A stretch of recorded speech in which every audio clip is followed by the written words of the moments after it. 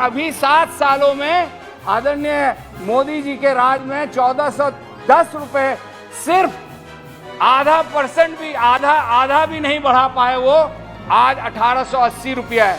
तो मेरी गुजारिश है आदरणीय प्रधानमंत्री जी से और सरकार से कि ये तीनों काला कानून वापस ले।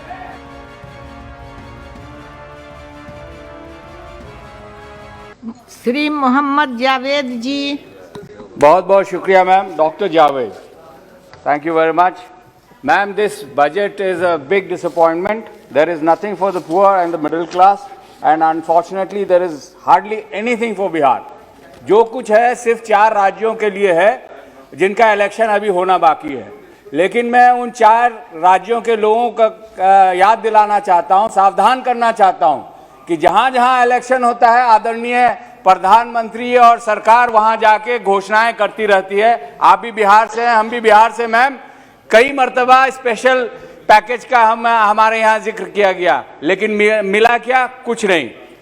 आदरणीय फाइनेंस मिनिस्टर साहिबा और प्रधानमंत्री महोदय भी $5 ट्रिलियन इकोनॉमी की बात करते हैं, लेकिन जो इकोनॉमी की हालत इस सरकार ने की है, चाहे वो नोटबंदी के जरिए हो, चाहे फ्लॉड जीएसटी इम्प्लीमेंटेशन के जरिए हो, या इनसेंसिटिव 4 आवर नोटिस का लॉकडाउन लगाने के जरिए हो, मुझे तो नहीं लगता $5 ट्रिलियन यूएस डॉलर इकोनॉमी हो सकती है। मैं जानना चाहूंगा आदरणीय फाइनेंस मिनिस्टर साहिबा से कि did she mean US dollars और डिड शी मीन ऑस्ट्रेलियन और Canadian dollars? She has to specify that. इसके अलावा एजुकेशन में हम लोग सब लोग चाहते थे कि एजुकेशन का जो बजट हो वो 6% हो जीडीपी का।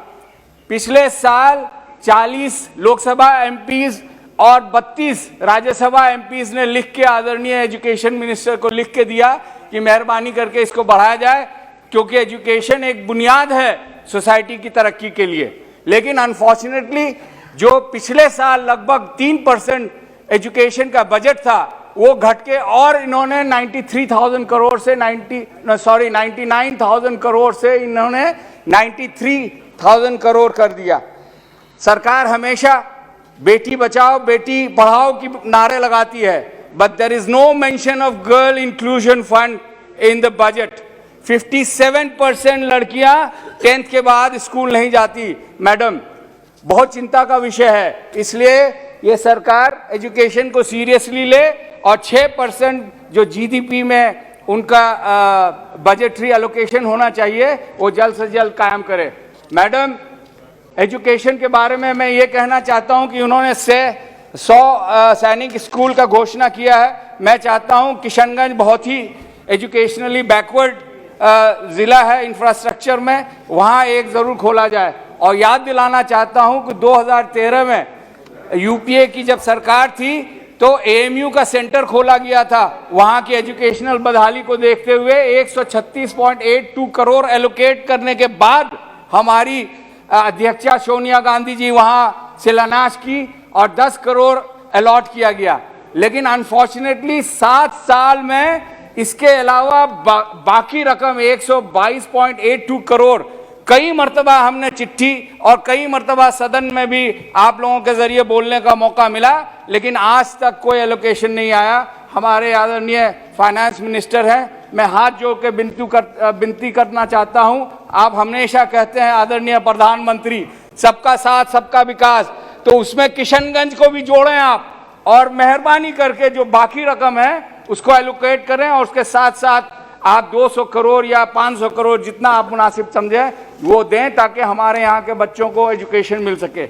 और अफसोस की बात है मैम, मेरे कॉन्स्टिट्यूएंसी किशनगंज में 11 ब्लॉक में 5 ब्लॉक में एक भी कॉलेज नहीं है। आप अंदाज़ा लगाइए, आज अगर दुनिया के लोग सुनेंगे कि भारत में ऐसा भी एक इलाका है तो क्या क्या हालत होगी हम लोगों की, आप अंदाज़ा लगा सकते हैं। मैं अपील करना चाहता हूं कि कोई ऐसा हिंदुस्तान का ब्लॉक ना हो जहां पे डिग्री कॉलेज और टेक्निकल कॉलेज ना हो, और वहां भी जल्द से जल्द किया जाए। हमारे इलाके में और बिहार, उत्तरी बिहार में, मैं आपके कॉन्स्टिट्यूएंसी में भी कई नदियां हैं।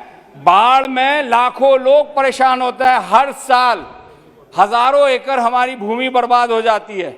कोसी डेवलपमेंट प्रोजेक्ट में 332 करोड़ एलोकेट किया गया है। मैं रिक्वेस्ट करना चाहता हूं आपके माध्यम से कि इसको कम से कम 2000 करोड़ करें, ताकि अगले 2 सालों में किशनगंज के आसपास के जितनी नदियां हैं उसके दोनों तरफ में एम्बैंकमेंट हो, ताकि हमारे गांव बच सके, हमारे स्कूल बच सके और हमारी जमीन बच सके।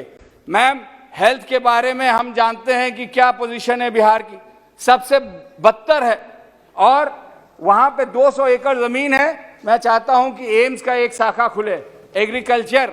मुझे अफसोस है, जिस आदरणीय प्रधानमंत्री को सब इज्जत करते हैं हिंदुस्तान में, और हम भी इज्जत करते हैं क्योंकि वो हमारे प्रधानमंत्री हैं, लेकिन जब किसानों के बारे में उनके लफ्ज से ऐसे अल्फाज निकले तो बड़ा अफसोस होता है।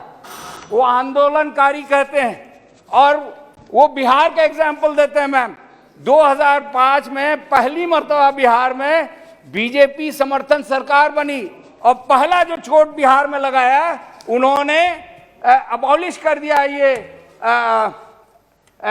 एपीएमएस एक्ट अबॉलिश कर दिया, और जिसका नतीजा ये हुआ मैम कि आज हमारे यहाँ कोई ऐसा गांव नहीं है जहां से 50 से लेके 100 से ज्यादा लोग बाहर ना खट रहे हो।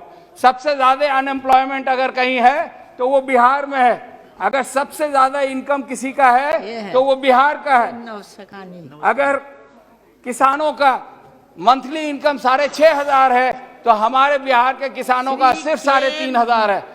जो धान की एमएसपी की बात कर रहे थे आदरणीय मैडम, आधा मिनट कंक्लूड करेंगे। एमएसपी की बात कर रहे थे आदरणीय स्टेट फाइनेंस मिनिस्टर के, एमएसपी लागू हमारे मोदी जी ने किया।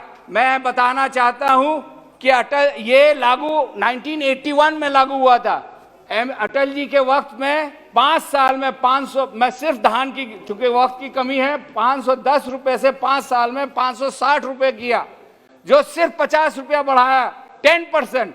हमारे मनमोहन सिंह जी ने यूपीए सरकार में 570 प्रति क्विंटल से 1360, मतलब 2.5 गुना किया, और अभी 7 सालों में आदरणीय मोदी जी के राज में 1410 रुपए, सिर्फ % भी आधा भी नहीं बढ़ा पाए, वो आज 1880 रुपया है। तो मेरी गुजारिश है आदरणीय प्रधानमंत्री जी से और सरकार से कि ये तीनों काला कानून वापस लें।